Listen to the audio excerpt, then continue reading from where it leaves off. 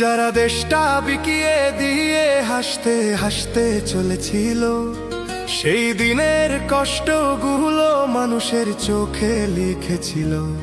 আসসালামু আলাইকুম রহমতুল্লাহি ওয়া বারাকাতুহু। বাংলাদেশ জামাত ইসলামী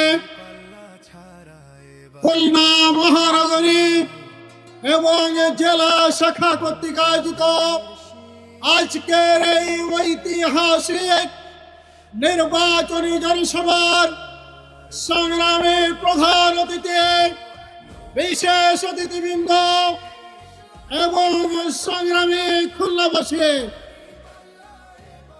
আপনারা আমাদের আহ্বানে আজকের এই ঐতিহাসিক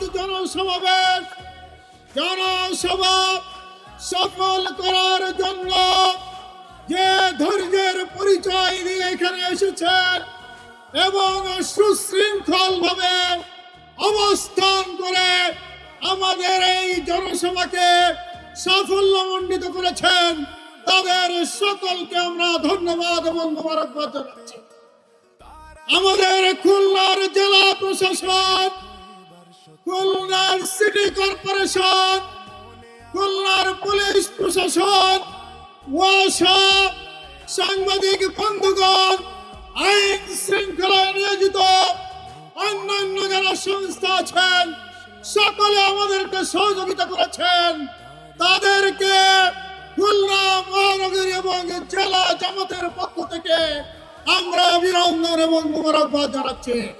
সংগ্রামী ভাইরা আমার, আমরা এই জনসভা থেকে আশা করতে চাই আগামী দিনে আমির জামাত আমাদের যে নির্দেশনা দিবেন, সেই নির্দেশনা অনুযায়ী আমরা আগামী দিনের নির্বাচনে অংশগ্রহণ করে দুর্নীতিমুক্ত ইনসাফপূর্ণ একটি বাংলাদেশ গঠন করবো ইনশাআল্লাহ।